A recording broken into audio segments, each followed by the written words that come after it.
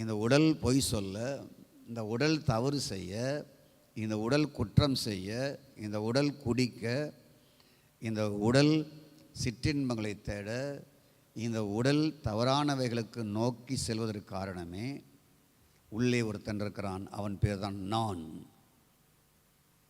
அவன் பேர் தான் நான்.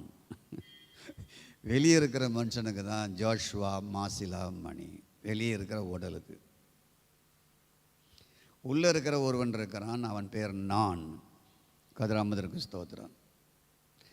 இந்த நானை தான் நான்ங்கிறதான் பவுல் ஒழிக்கிறார். ஒழிச்சு நான் அல்ல, கிறிஸ்து என்னில் வாழுகிறார் என்கிற டைட்டிலை கொண்டு வரார்.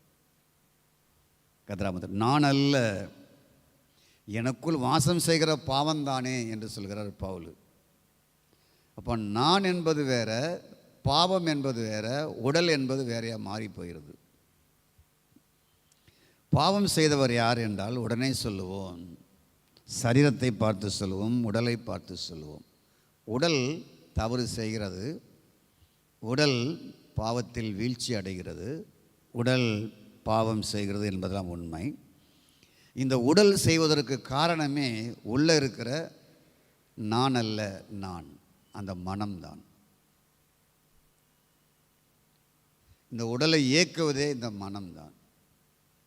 இந்த பாவி உடலை கெடுப்பதே உள்ளே இருக்கிற மனம்தான். நல்லா புரிஞ்சிட்டிங்களா? இந்த உடலை கெடுப்பது, இந்த உடலை நாசகரமாக்குவது, இந்த உடலை அழிப்பது, இந்த உடலை தீட்டுப்பட வைப்பது, இந்த உடலை நோய் பிடித்த உடலாய் மாற்றுவது, இந்த உடலில் பலவீனத்தை கொண்டு வருவதெல்லாம் உள்ளே இருக்கிற மனம், வேறு எதுவுமே கிடையாது. கர்த்தராமத்திற்கு ஸ்தோத்திரம்.